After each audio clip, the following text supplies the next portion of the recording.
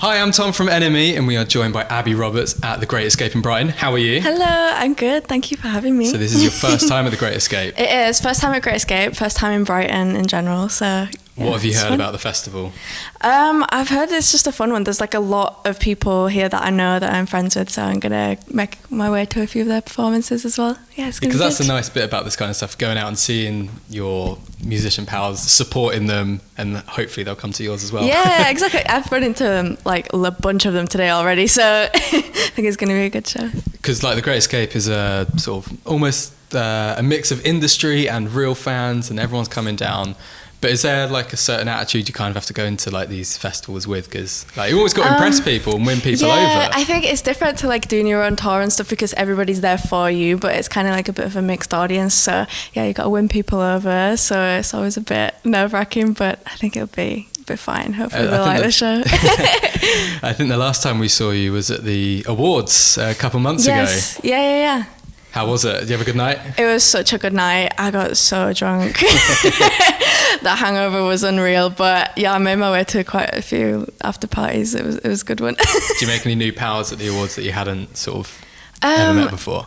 Yeah, I ran into FK Twigs and Matty Healy at some parties and stuff, which was a bit mad, but yeah, it was fun. So you didn't see Dick and Dom? I didn't. No, I was gutted actually. I missed them. My childhood right there. It's kind of like everyone wants a picture with FK Twigs, Matty Healy, but Dick and Dom are right up there. They're the top of the list.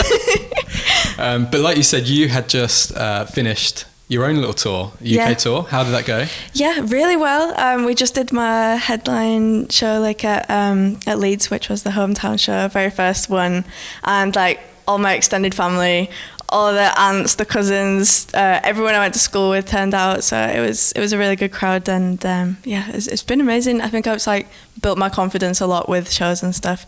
So yeah, how were you as a performer? Had you performed much, before the pandemic or anything like that, or was this kind of... Never. Never? I was like never a performer growing up whatsoever, and didn't really imagine myself on a stage until like maybe a year ago. I was like, okay, actually got to do this now, so get ready for it. I started off doing shows maybe like December last year, and it was like undercover under a different name. But I got recognised at the very first one, so it wasn't very successful. But no, I think I've done around like 10-ish shows now, so I feel a lot more confident. So is it a confidence thing, just kind of, I mean, it's a huge step to go and become a performer after if you've never been inclined to do that. Because I'm such an introvert, and like really... when I'm at home like filming videos and stuff, I can refilm it as many times as I like and get it perfect, but live is like such a different environment. You kind of have to let go of a lot of that perfectionism, I think. Yeah, I think that's a hard thing to do, but you know, that's where all the magic happens, that imperfection and stuff like that. But it's hard to embrace that. Yeah, it's very different as well. Like every show is so different, and you don't know what's going to happen with the different people that's showing up, but it's been amazing. Like I've met everyone who's come to the shows. I always stick around after, so yeah, it's lovely to actually have it feel a bit more real, I think. And you've got an EP coming out next month in June? Yeah? Yes, June 10th, Ashes. So what can people expect from Ashes? I mean, a lot of the singles you guys have heard already. I feel like it's like a roller coaster of emotions, to be honest. There's some more of like the indie bops like Pyromaniac and stuff like that, which is a bit more upbeat, but then there's some sad ones as well.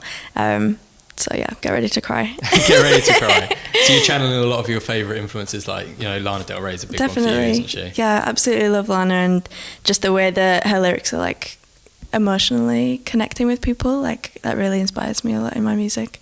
And so who are some of the other, like you say, you've got some upbeat ones. Who are the kind of people doing that? I mean, Lana's great, but I wouldn't say it's particularly upbeat. Yeah, no, it's not the vibe really, is it? No. I really love the Arctic Monkeys. They're a big influence to me, being northern as well. I relate to that a lot. Yeah.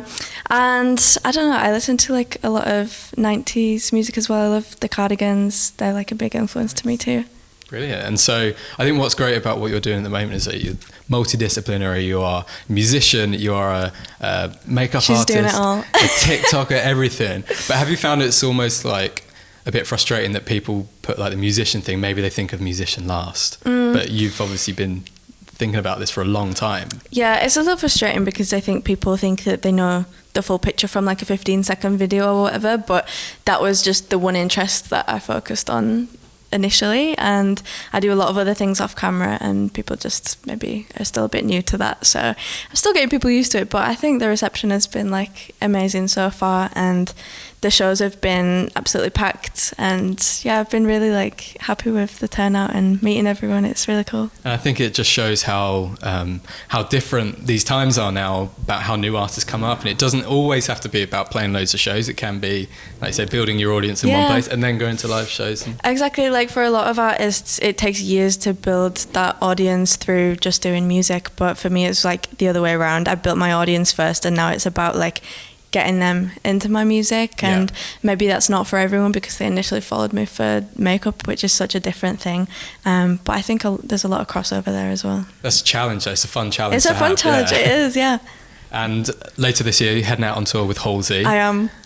How are you feeling about that? Excited. I was really shitting myself, not gonna lie, before I did my headline tour, because I was like, were you booked before you'd done your own tour? Yeah, before I'd done any shows ever, she asked me to go and join her tour, and I was like, okay, I've never done a show ever, are you sure you want me?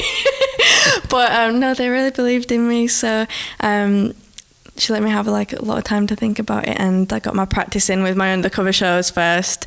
So yeah, I feel a bit more ready now. I can take it on.